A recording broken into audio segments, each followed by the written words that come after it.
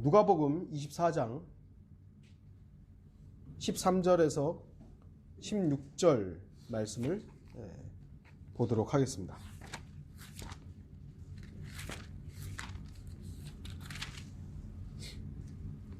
누가복음 24장 13절에서 16절 말씀입니다. 제가 읽겠습니다. 그런데 보라, 제자들 중 두 사람이 같은 날 예루살렘에서 60스타디온쯤 되는 엠마오라 하는 마을로 가면서 일어났던 이런 모든 일에 관하여 이야기하더라.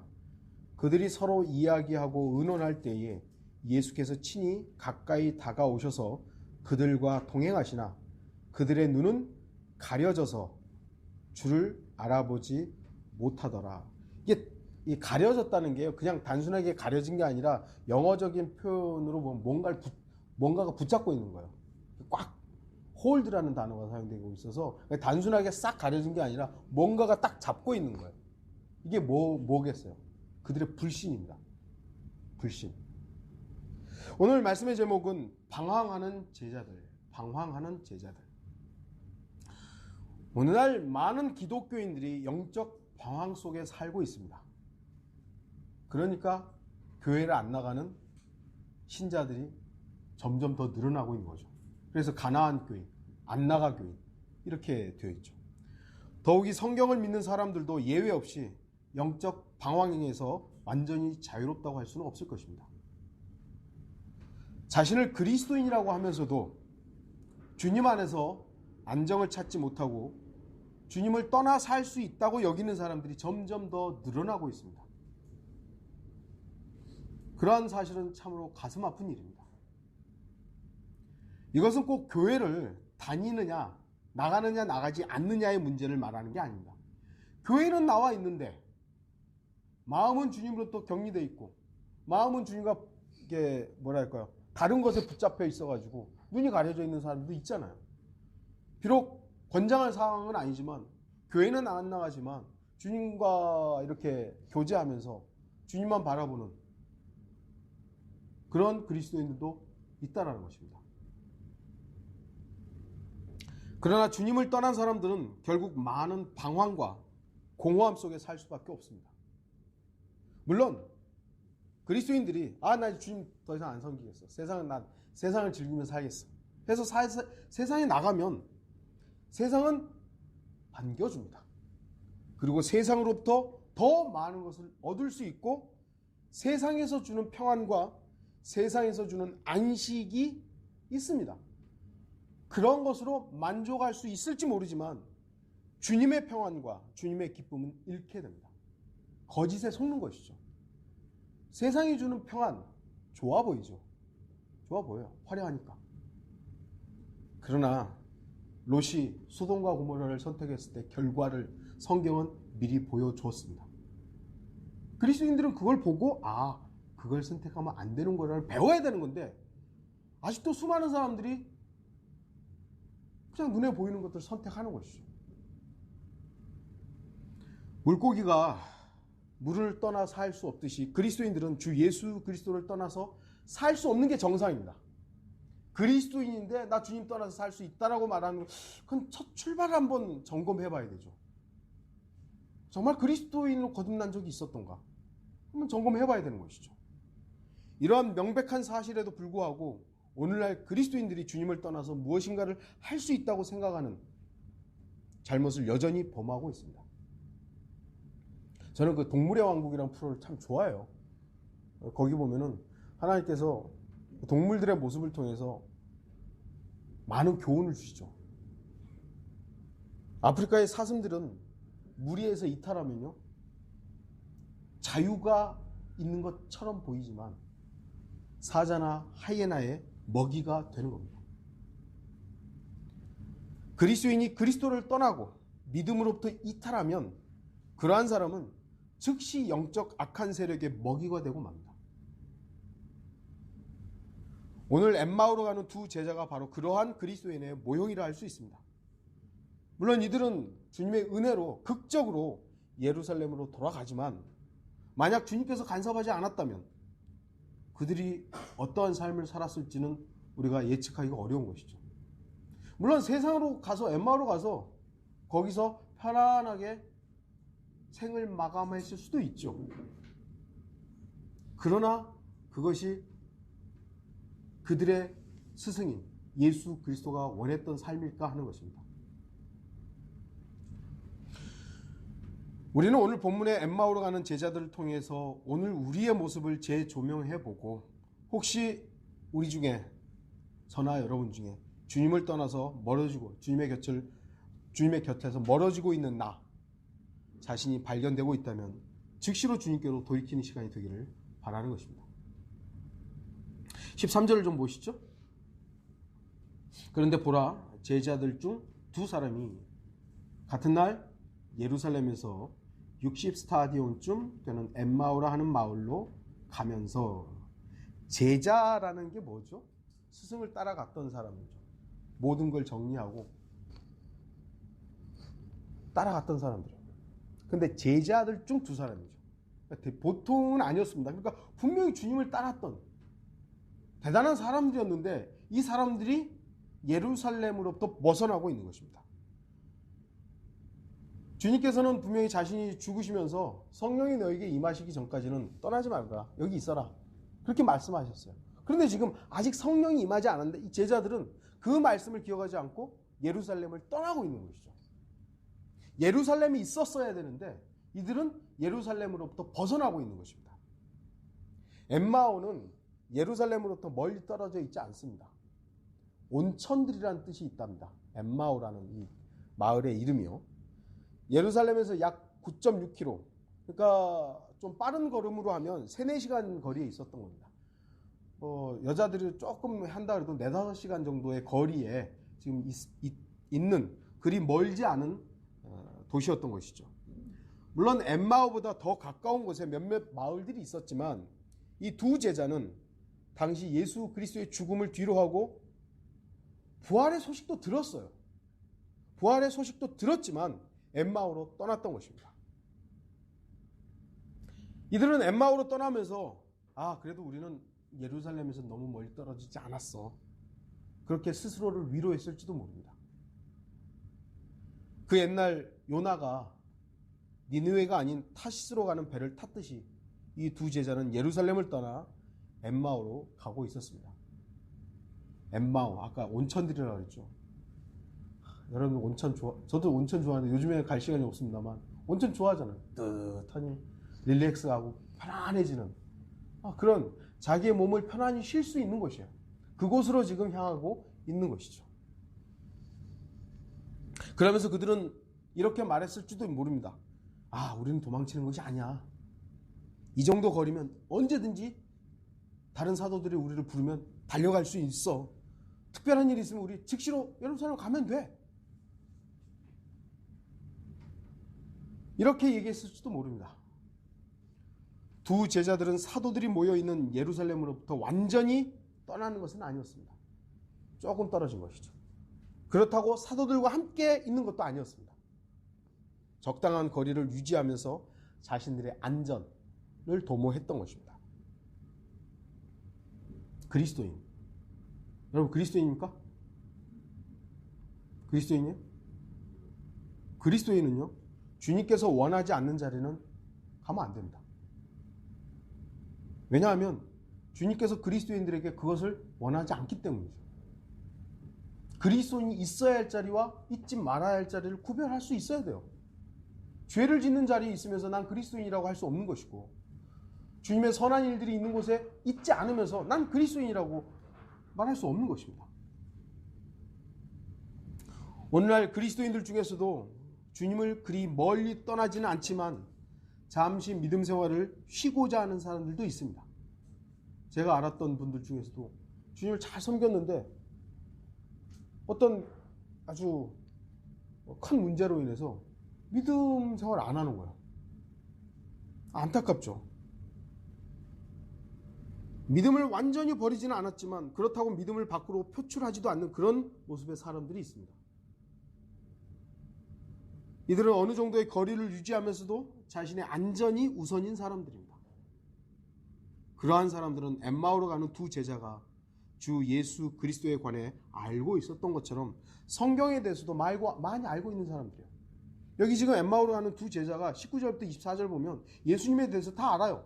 나사렛 예수에 관한 일인데 그는 하나님과 모든 백성 앞에서 행적과 말씀의 권능을 가진 선지자인데 선임 제사장들과 우리의 관원이 사형 선고를 받도록 그를 넘겨주어 십자가에 못 박았나이다. 그러나 우리는 이스라엘을 구속하실 분이 그분이라고 믿고 있었나이다. 다 알아요 지금. 예수님에 대해서 모르는 게 아니에요. 그런데 엠마오로 가고 있는 것이죠. 오늘날도 성경 알아요. 킹제임스 성경 알고 세대적 진리도 알고. 그런데 자기의 편함, 자기의 유익을 위해서 사는 사람들이 있어요. 주의하십시오. 그러한 사람들은 오늘 엠마오로 가는 두 제자들처럼 주님을 알아보지 못하는 어리석은 모습이 될 수밖에 없습니다. 뭔가에 붙잡혀 있는 거예요. 그러니까 안 보이는 거예요. 자기의 의와 자기의 선과 자기의 지식과 자기 자랑이 딱 가리고 있으니까 예수 그리스도가 옆에 있음에도 불구하고 아니야. 내가 아는 게 맞다고. 내 선이 옳다고. 이걸 주장하게 되는 것입니다. 왜 그렇습니까? 두 제자들은 주님과 함께 하기보다는 또 다른 사도들과 제자들과 함께 있기보다는 자신들의 안전한 장소, 엠마오로 피하고 있었기 때문입니다. 자기들의 목적지가 엠마오였기 때문에 예수님 옆에 있어도 몰라요. 목적지가 다르기 때문이죠. 그리스도인들도 마찬가지예요. 우리 그리스도인의 목적지는 어디죠? 물론 이제 영적으로는 새 예루살렘이지만 현재 우리의 그리스도인의 목적은 예수 그리스도여야 돼요. 예수 그리스도를 향해서 지금 가야 되는 것이죠. 근데 그 목적이 내 성공이다. 돈 많이 버는 것이고 좋은 집에 사는 것이고 큰 차 타는 것이다. 이게 목적이면 예수님 옆에 와서 어떤 말을 해도 안 들려요. 왜냐하면 내 목적과 다르기 때문에. 이 제자들도요. 지금 엠마오를 향해 가고 있는데 옆에 와서 누가 물어보니까 아니 그것도 몰라? 그것도 몰라? 한데 계속 목적지는 저기예요. 그러니까 예수님이 누군지 왜 여기서 지금 얘기가 전혀 모르게 되는 것이죠. 두 제자들은 예수 그리스도께 일어난 일들을 잘 알고 있었습니다. 그들은 지난 며칠 동안 있었던 일들을 서로 얘기했을 것입니다. 그렇다면 이들은 다른 사도들과 함께 있든지 아니면 다른 여인들처럼 주 예수 그리스도의 부활에 대해서 누군가에게 알렸어야 되는 거죠. 죽었다고 했는데 그분이 다시 살아났다고.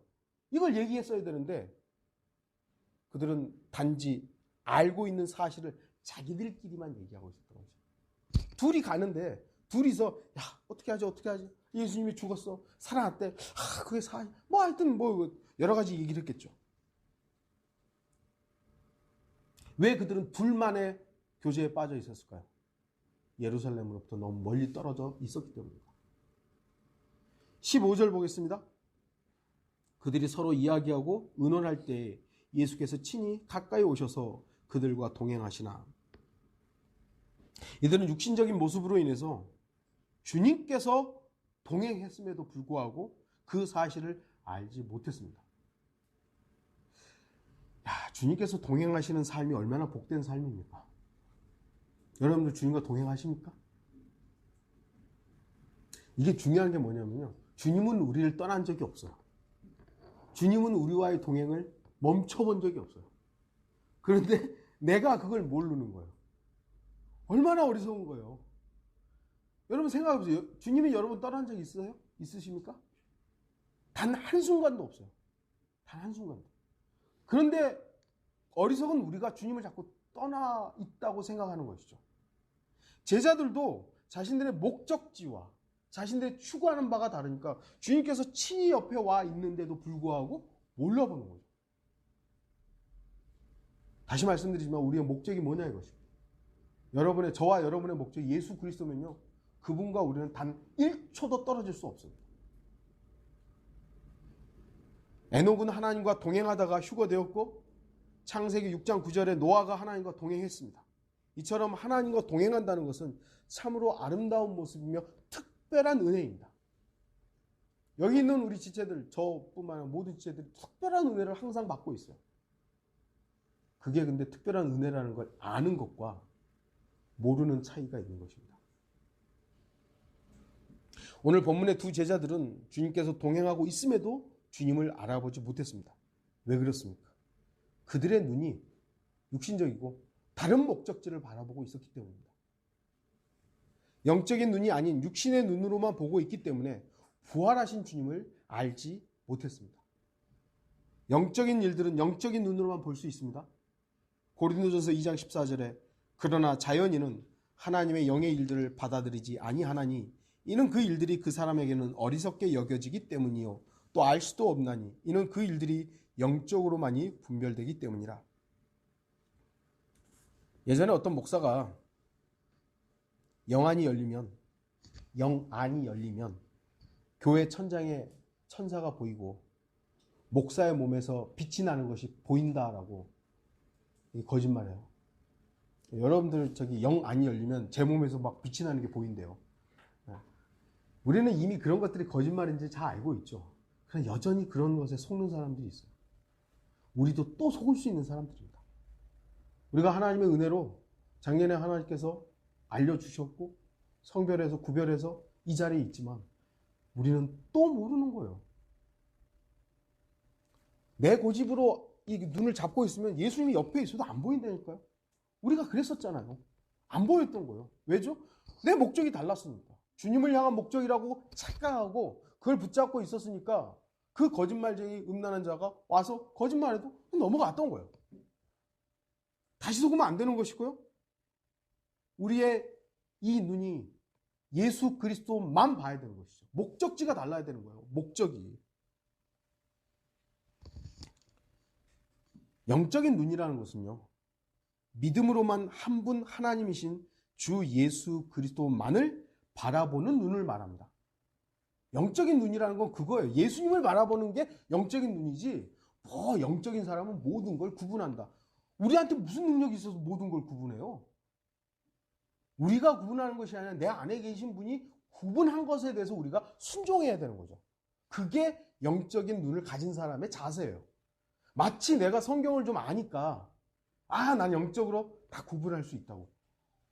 착각하지 마십시오. 저나 여러분한테 그런 능력이 없어요.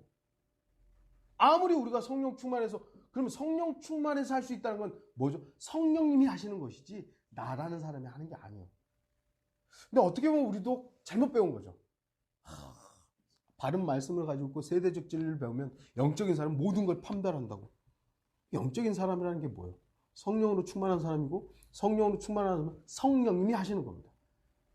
그것에 우리는 순종하는 거예요. 이것이 성령님의 일이고 하나님의 일이다. 나는 그렇게 생각하지 않는데 이것이 하나님의 일이다. 그럼 순종하는 거. 그것이 영적인 사람이에요. 우리가 뭔가를 판단할 수 있다고 착각해서는 안 됩니다. 주님만 보는 눈은 당시에는 엠마오가 아니라 성령께서 임하시기 전인 예루살렘을 떠나지 않는 눈이었습니다. 그러니까 제자들은 이 두 제자는 지금 엠마오로 갈 게 아니라 예루살렘에 있는 것. 그것이 영적인 시각을 가진 사람의 모습이었어요. 그리고 대부분의 제자들은 거기 있었잖아요. 다락방에 모여가지고 주님을 기다리고 있었고 기도하고 있었고. 근데 이 사람은 둘은 거기를 떠나고 있었던 거예요. 영적인 눈은 오직 믿음으로만 소유할 수 있는 눈을 말합니다. 여러분 하나님 본 적 있으세요? 하나님 못 봤어요? 영적인 눈이 아닌데요. 우리는 매일 성경을 통해서 하나님 볼 수 있어야 됩니다. 우리는 보고 있는 거예요, 사실은. 영적인 눈이 없는 사람은 이걸 봐도 하나님을 못 봐요.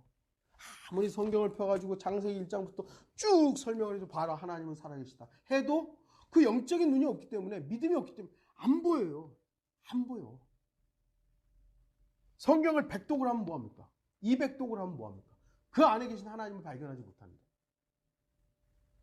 여러분들이 단 한 번 읽고 몇 구절을 읽는다 할지라도 그 말씀 속에 있는 살아계신 하나님께서 나와 교제하고 있다면 그게 영적인 눈이죠. 영적인 사람의 모습인 것입니다. 그래서 믿음이 없으면 영적 소경과 마찬가지인 겁니다. 못 봐요. 아무것도 못 봐요. 창세기 1장 1절 어떻게 그걸 받아들여요? 믿음이죠. 믿음.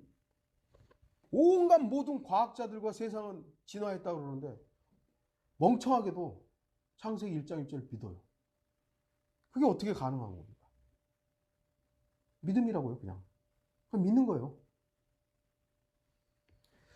이 두 제자들은 가장 중요한 믿음을 잃어버렸습니다. 그래서 그들은 주님께 일어난 위대한 일, 곧 부활을 듣긴 했지만 믿지를 않았습니다.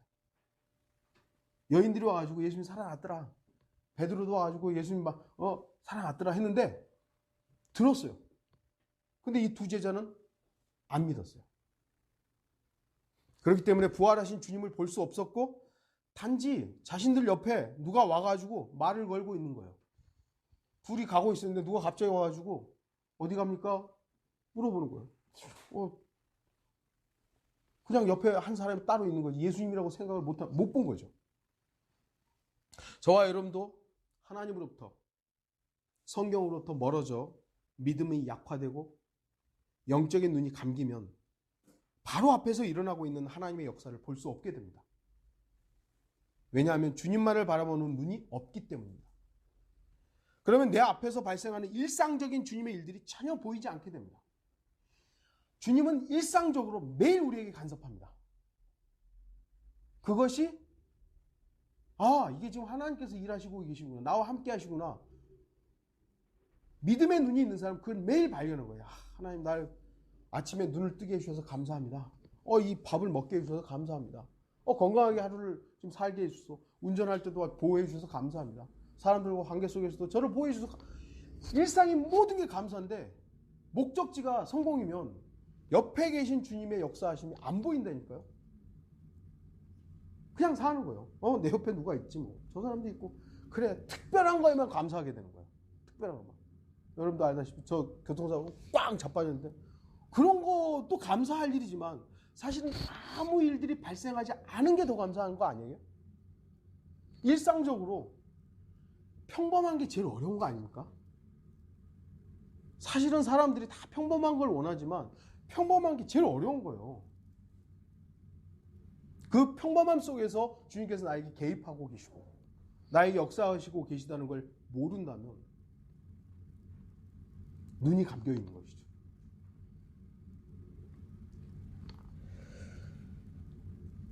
두 제자들은 주 예수 그리스도께서 함께 동행하고 있음에도 주님을 알아보지 못하는 영적 소경이 되었습니다. 왜 그렇습니까? 그들은 그들이 있어야 할 자리가 아닌 자신들의 안전을 보장할 것이라고 생각하는 그렇게 믿었던 엠마오를 향하고 있었기 때문입니다. 18절 보겠습니다.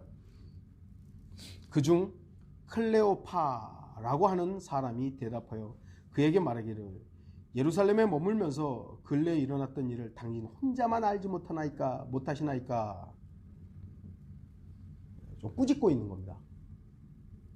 제자들은 육신적으로 지금 바라보고 있었기 때문에 자신들의 영적 상태를 알 수가 없었습니다. 그렇기 때문에 오히려 주님을 꾸짖고 있죠. 당신 혼자만 그거 몰라요? 다 아는 건데? 모든 사람이 다 알고 있는데 왜 혼자만 모르냐고 꾸짖습니다.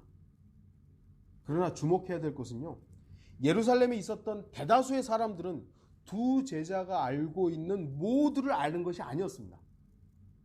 반쪽만 알고 있었죠. 뭐냐면 예루살렘 사람들은 장로들과 종교 지도자들이 거짓말하게 했죠. 그래서 예수님이 부활했다는 것을 돈 주고 매수해서 너네 이거 얘기하지 마. 그래가지고 그 사람들이 얘기를 안 한 거예요. 예수님 십자가에 죽었고 무덤에 묻혔다는 것을 예루살렘 사람들은 다 알았지만 부활했다는 소식은요, 입 다물게 해가지고 몰라요. 부활했다는 사실을 아는 사람들은 제자들이에요. 제자들만. 그러니까 제자들이 예루살렘에 있었으면서 일어났던 일을 다 모르냐고 하면 사실은 그건 잘못된 말이에요. 다 몰라요. 이 제자들이 가서 알려야 될 얘기지 그것도 몰라요라고 지적할 내용이 아니었다는 겁니다.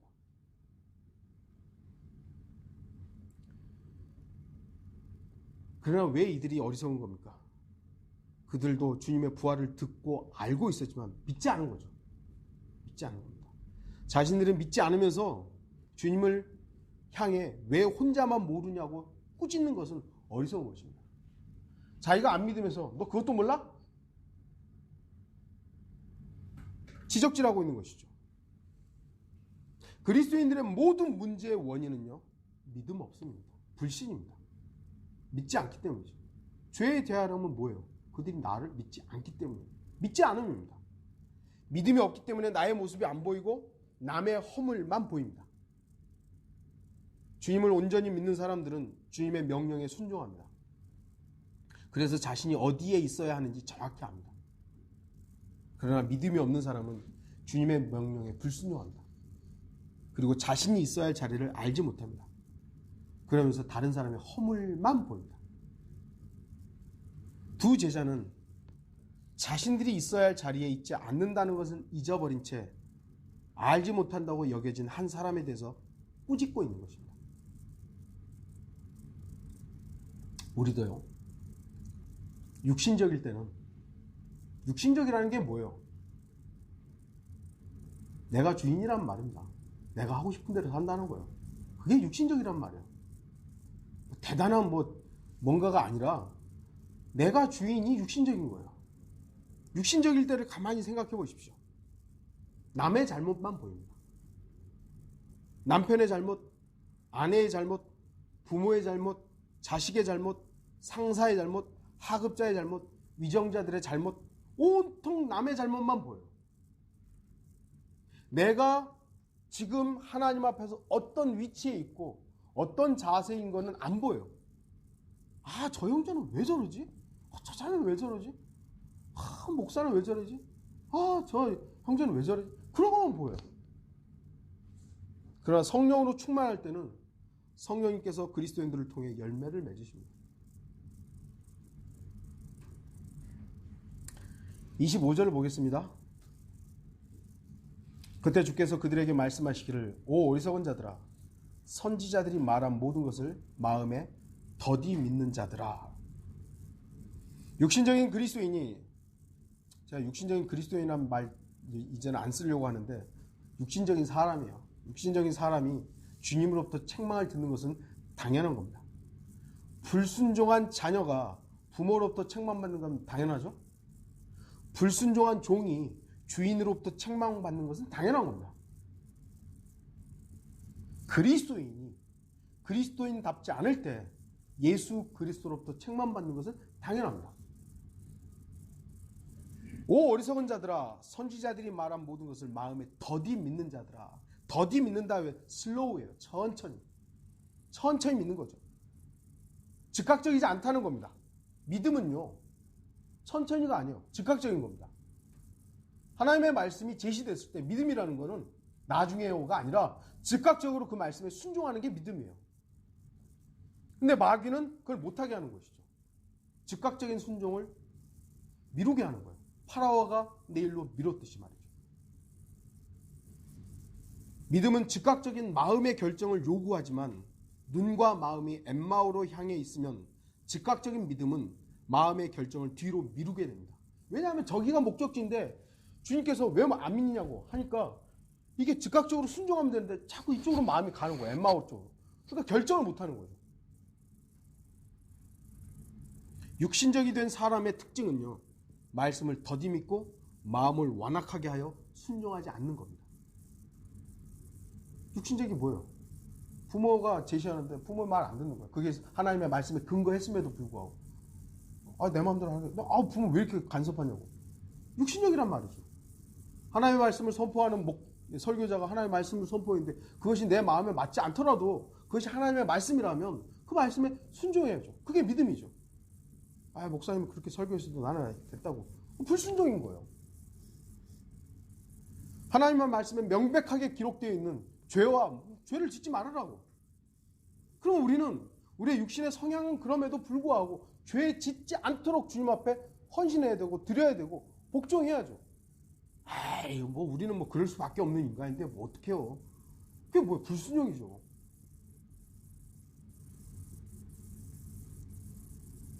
마음을 완악하게 해서 순종하지 않는 거예요. 왜 그렇죠? 마귀가 던져준 의심과 교만을 부여잡는 겁니다.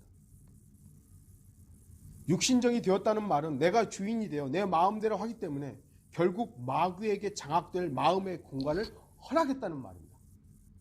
마귀가 우리한테 들어오는 것도요, 여러분들이 물론 우리가 성령을 허락한 건 아니지만 예수 그리스도를 개인의 구주로 영접하는 그 결정에 의해서 우리의 마음의 결정, 믿음을 통해서 성령이 우리 안에 들어오실 수 있었던 거죠. 여러분이 믿지 않으면 강제로 성령님이 우리 안에 들어오지 않아요. 마찬가지로 마귀도요, 우리 안에 강제로 들어오는 게 아닙니다. 우리의 의지가, 우리의 생각이나 마음이 마귀에게 동의되기 때문에 마귀가 들어오는 겁니다. 그러니까 마귀 들렸다라는 부분에 있어서 물론 마귀가 강제적으로 들어가는 사람들도 간혹 있습니다. 그거는 이제 외적으로 막 보여지는 어떤 마귀 들림의 현상들이 있죠. 그런 거가 아니라 정상적인데도 마귀 들리는 사람들이 많잖아요. 왜 그러냐면 그 마음의 결정들이, 믿음이 마귀에게 마음의 자리를 내준 거예요. 마귀가 들어간 겁니다. 그럼 마귀가 장악을 해버리는 겁니다. 마귀가 반, 성령님의 반, 그런 거 없습니다. 내가 나 자신으로 가득 찼을 때 성령님은 우리 안에서 있을 자리가 없어요. 그러면 그 자리에는 누가 있는 겁니까? 나라는 건데 그 나를 주관하는 건 마귀가 되는 거죠. 그러니까 마귀가 충만하다라는 말의 다른 말은 내가 충만하다는 겁니다. 내가 충만하다는 다른 말은 마귀가 장악했다는 말입니다. 이걸 잘 모르기 때문에 마귀 들림과 나라는 존재가 나를 주관하고 있는 것은 다르다고 생각해버리는 것이죠. 약간은 구분은 되지만 사실은 그거나 그겁니다. 나로 가득한 사람은 성령으로 충만할 수 없고 성령으로 충만한 사람은 마귀에게 점유당하지 않습니다. 그리스도인이 있어야 할 자리에 있지 않으면 성령 하나님께서는 그리스도인의 마음에 작용을 중지하시고 마귀가 즉시 장악하게 됩니다. 그러면 말씀을 믿지 않고 말씀에 복종할 수 없게 됩니다. 이 두 제자는 육신적인 모습을 보이고 있었기 때문에 주님으로부터 책망을 들을 수밖에 없었습니다. 그것도 야, 왜 이렇게 더디 믿느냐고. 분명히 구약 성경에 그리스도의 고난이 제시되어 있죠. 그럼에도 불구하고 이들은 즉각적인 마음의 결정을 하지 않았습니다. 오늘날 그리스도인들도 마찬가지로 자주 하는 얘기지만 요즘에 재림. 저도 재림에 대해서 본격적으로 갈망하는 마음으로 기다린 게 한 23년 정도 됐어요. 그 전까지는 장로교인으로 살면서 재림 말은 했지만 사실 그렇게 막 와닿게 기다리지 않았었거든요. 침례 교인으로 바뀌면서 재림이 실제적이었군요. 아, 곧 오시겠구나. 근데 23년 정도가 흘렀어요. 그러나 분명한 것은 재림 이전에 있을 그리스도인들의 믿음의 생활에 박해와 고난이 있다라는 것을 믿지 못한다면 동일한 책망을 들을 수밖에 없다. 왜 더디 믿냐? 주님이 분명히 뭐라 그랬어요? 재림 이전에 어떤 현상들이 있을 거라고 말씀하셨잖아요. 아주 어려운 때가 오고 있다고. 믿음을 찾아볼 수 있겠냐고. 경건의 모습이 있지만 경건의 능력 부인하는 때라고. 여러 가지로 형태로 하나님께서 우리에게 말씀하는데, 아, 주님 오시기 전에 어려운 일들이 일어나는구나. 근데 그거 안 믿는 거야. 이 세상을 변화시켜야 된다고. 아니, 어려운 때가 오고 있다 그러는데 세상을 변화시켜서 세상을 좋게 한다면 그건 뭐죠? 주님의 일을 지금 맡겠다는 거 아니에요? 어려운 때가 오는 게 정상이에요. 우리가 믿음 생활하는 것이 힘든 게 정상이라고요. 그걸 믿음으로, 주님의 은혜로 감내하는 부분들이 우리에게 이 땅에 지금 맡겨져 있는 어떠한 부분에서 소임이죠.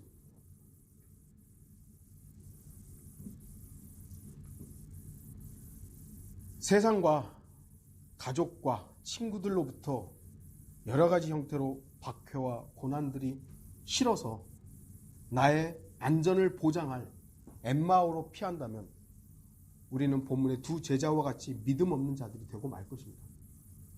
세상 친구들로부터 왕따 당하는 것이, 그러니까 여러분의 성격 때문에 왕따 당하는 거 말고요.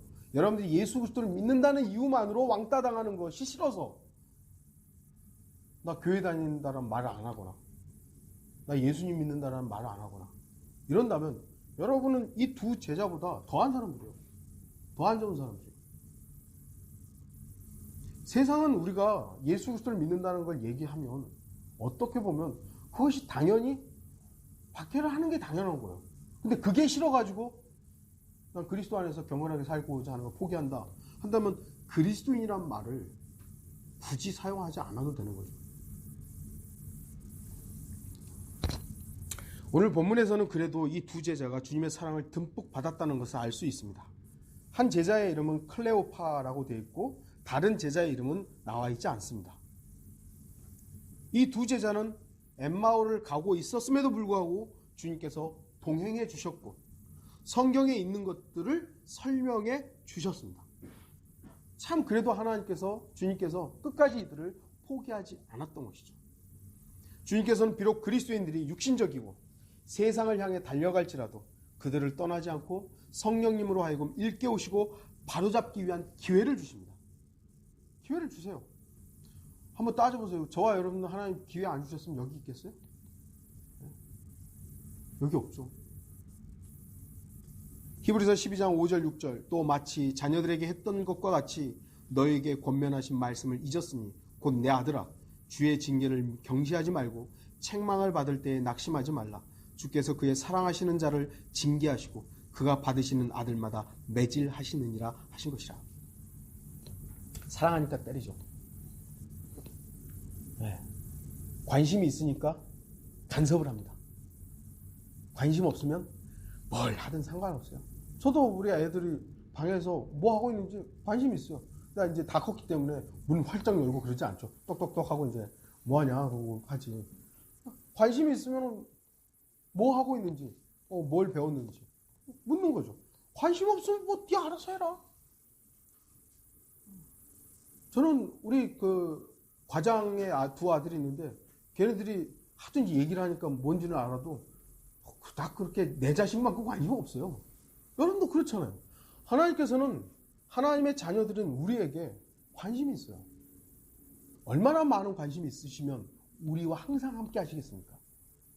부모도 못하는 일을 주님께서 하시는 겁니다.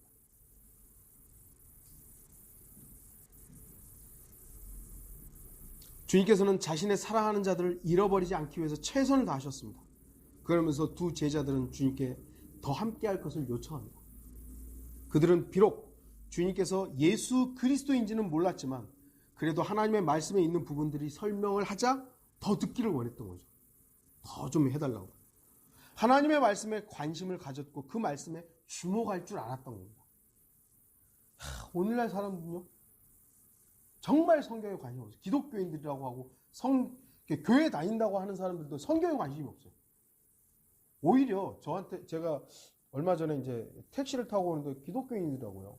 그래서 뭐 몇 가지 얘기를 하는데 왜 이단에 빠지는지 아네요. 그래서 그래 왜요? 그랬더니 성경에 너무 관심이 많아서 그렇대요. 이건 또 무슨 얘기야? 근데 또 따지고 보면 그 말이 맞아요. 또 하나님의 바른 말씀과 바른 교리에 관심을 해서 거기에 뿌리내는 게 아니라 엉뚱한 것들이 자꾸 제시되니까 성경 가르쳐준다고 해가지고 신천지 하나님의 교회 막 이런 데서 뭐 해주니까 거기에 너무 관심이 많아요. 그래서 자기는 성경에는 별로 관심 없대요. 그냥 목사님이 해주는 말씀에 그냥 아멘 한대요. 야, 너무 답답하더라고. 너무 답답해.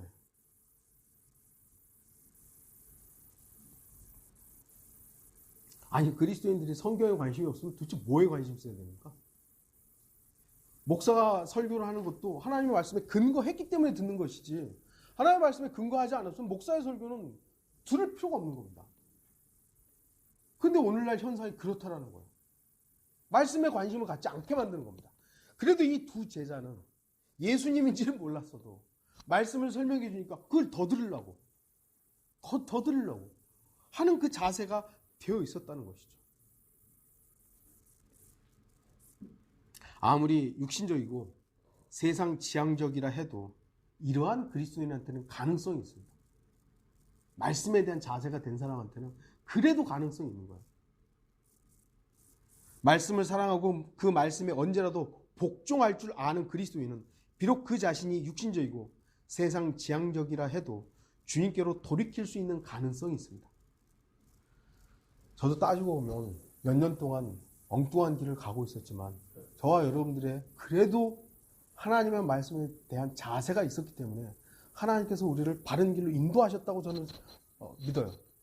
그런 자세가 만약에 우리가 없었으면요 지금도 여전히 교주한테 속고 있을 겁니다. 왜요? 말씀에 대한 자세가 없으니까. 저와 여러분들 저건 분명히 말씀에서 틀렸는데 잘못됐는데 나는 그 자세가 있었기 때문에 꺾을 수가 있었던 거죠. 나의 안전과 내 유익을 위해서 하나님 말씀이 이래도 나는 그냥 이렇게 지금까지 익숙한 대로 갈래. 엠마오로 계속 갔겠죠. 그러나 그와는 반대로 말씀에 관심도 없고 하나님의 말씀인 성경에 주목하지 않는 사람들은 그 가능성이 거의 없다고 할 수 있습니다. 안타까운 사실이지만 오히려 이러한 사람들이 더 숫자적으로 많죠. 하나님의 말씀에 대한 바른 자세가 없는 사람들이 더 많아요. 마귀는 성경을 믿지 않는 사람들을 상대하지 않습니다. 잘 생각해 보세요. 마귀는요, 성경을 안 믿는 사람들을 가만 놔둬도 돼요. 왜냐하면 어차피 안 믿으니까. 마귀가 상대하고 마귀가 자꾸 공격하는 사람들은 성경을 믿는 사람들이에요. 왜냐하면 성경을 믿는 사람들은 그 성경을 믿고 사용하고 그리스도인들은 그 말씀을 두려워하기 때문에 그 말씀을 근거로 생활하고 그 말씀을 근거로 감사하고 기도하죠. 그러니까 마귀는 그런 사람이 두려운 거예요. 그래서 그런 사람들을 공격하는 겁니다. 저와 여러분들에게 어려움이 온다. 그것은 하나님의 넓은 의미에서 허용도 있고 다루심도 있지만 마귀죠. 마귀가 우리를 공격하는 겁니다. 그런데 지난주에도 말씀드렸듯이 그 많은 마귀의 공격들이 주님의 허용하심이라면 우리는 그것마저도 감사할 수 있어야 돼요. 이 마귀가 왜 저렇게 하는 거야가 아니라 마귀는 내가 주님을 사랑하는 것을 시기하는구나. 그래서 감사할 수 있는 것이죠. 두 제자는 주님께서 주시는 빵을 받았고 드디어 눈이 떠지게 됩니다. 30절, 31절에 그 내용이 있죠. 이제 눈이 떠지게 되죠. 35절을 보겠습니다.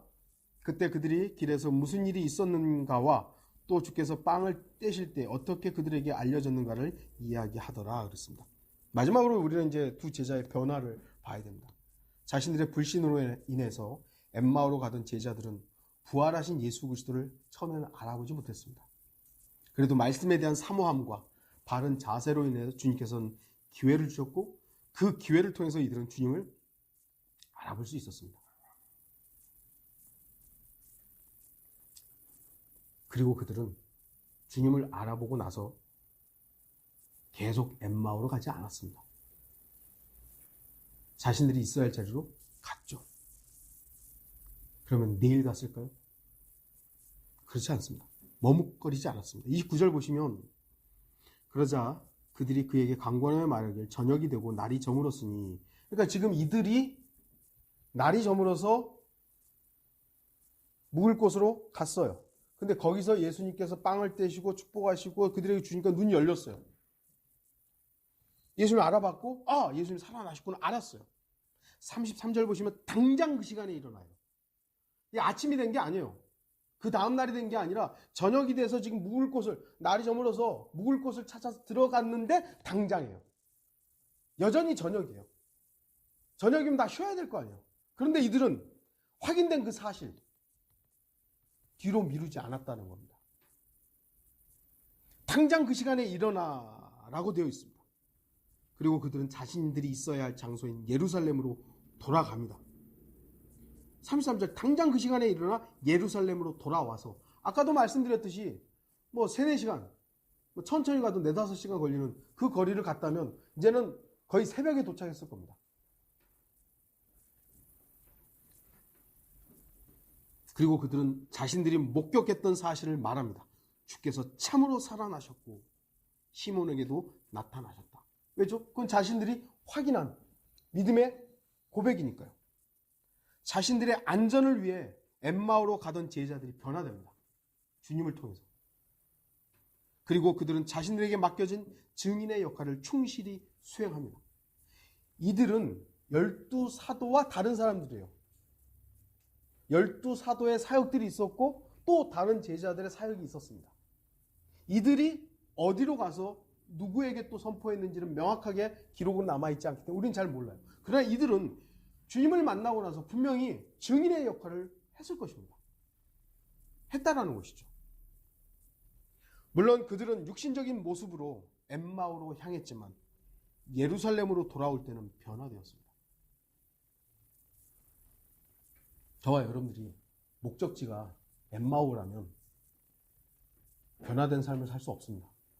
그러나 여러분의 목적지가 예수 그리스도라면 변화된 삶을 살 수 있습니다. 이제 결론을 맺겠습니다. 저는 이들을 변화시키신 분이 주님이라는 걸 알고 있습니다. 주님만이 이들을 변화시킬 수 있죠. 누가 어떻게 강제적으로 할 수 있겠어요? 그러나 이 두 제자들이 하나님의 말씀에 대한 관심과 바른 자세, 그리고 하나님의 말씀에 대한 열정이 없었다면 이들은 변화되지 않았을 것입니다. 예수님께서도 강제로 변화시킬 수 없는 거거든요. 이들이 자세가 되었고 하나님의 말씀에 대해서 열정이 있었으니까 말씀이 딱 비춰지자 그 말씀에 순종하니까 예수님이 보였던 거예요. 그러니까 변화될 수 있었죠. 그런데 하나님의 말씀으로 아무리 보여주고 하나님의 말씀으로 이렇게 선포하는데도 불구하고 마음을 딱 닫고 더디가 아니라 아예 그냥 완악하게 마음을 닫는다면 그가 어떻게 변화되겠어요? 변화될 수 없는 것이죠. 그래서 마음이라는 이 부분이 정말 중요합니다. 마음. 우리의 마음이 어디를 향하고 무엇 때문에 결정하느냐. 아무리 이들이 육신적인 모습으로 엠마오를 향해 갔더라도 그들에게는 말씀에 대한 바른 자세와 사랑하는 마음이 있었습니다. 그렇기 때문에 주님께서는 그들의 눈을 열 수 있었던 것이죠. 여러분, 하나님의 말씀에 대한 자세를 점검해 보세요. 여러분의 말씀에 대한 자세가 하나님의 말씀이라면 난 그것이 하나님의 말씀을 난 무조건 복종하겠다. 그 자세가 안 돼 있다면 여러분은 하나님이 여러분을 강제로 어떻게 변화시킬 수 없다는 것도 아셔야 됩니다. 저와 여러분도 육신적일 때가 있습니다. 내가 주인이 되어 마귀에게 점유당하고 믿음을 찾기 힘들 때도 있을 것입니다. 그러나 말씀에 대한 사랑과 바른 자세, 곧 하나님의 말씀이라면 복종하겠다는 자세만은 결코 버리지 마십시오. 말씀에 대한 믿음과 사랑과 바른 자세를 유지하면 주님께서는 우리를 반드시 진리로 이끄시고 바른 자리로 인도해 주실 것입니다. 엠마오로 가던 제자들은 변화되었습니다. 방황하던 그들은 변화되었습니다. 그들은 잘못된 곳으로 가고 있었고 육신적이었고 믿음도 없었지만 주님께서는 그들을 바로 잡아주셨습니다. 그나마 하나님의 말씀에 대한 자세가 있었기 때문이죠. 우리 역시 이 시간 다시 한번 우리가 어디를 향해 가고 있는지 점검하기를 바랍니다. 나의 육신적인 모습들을 제거하십시오. 불신의 교만을 던져버리고 말씀에 대한 바른 자세와 사모함, 그리고 그 말씀에 복종하려는 마음을 다잡는 저와 여러분이 되기를 바라는 것입니다. 다 같이 기도하시겠습니다.